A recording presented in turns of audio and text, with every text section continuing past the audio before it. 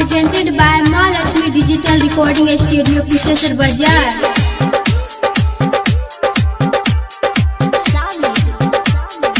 माता के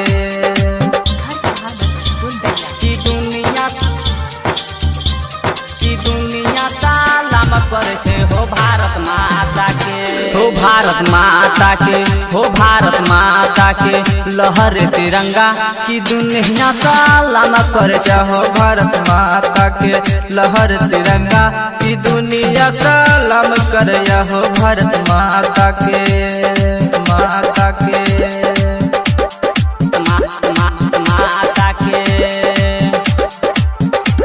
की दुनिया सलाम करे छे हो भारत माता के।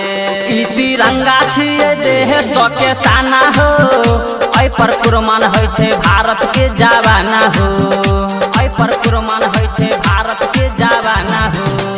ई तिरंगा छिए देह सके सान हो, ऐ पर कुर्बान है छे भारत के जवाना हो।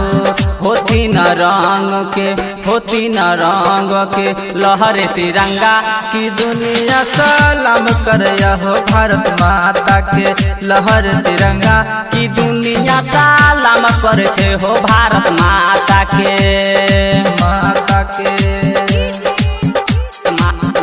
माता के। Mahalakshmi Digital Recording Studio, Kushesar Bazaar.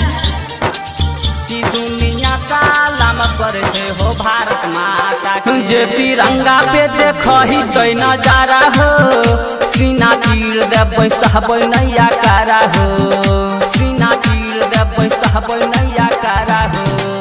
जे तिरंगा पे देखही तो नजर हो, सीना चीर देबै सहबै नैया कारा हो भारत माता के, हो भारत माता के लहर तिरंगा की दुनिया सलाम करे हो भारत माता के लहर तिरंगा की दुनिया सलाम करे छे हो भारत माता के, माता के माता के। की दुनिया सलाम करे छे हो भारत माता के। 15 अगस्त के भेल स्वतंत्र हो, राइटर राहुल लिखैया गाना तंत्र हो, राइटर राहुल लिखैया गाना तंत्र हो। 15 अगस्त के भेल स्वतंत्र हो, राइटर राहुल लिखैया गाना तंत्र हो।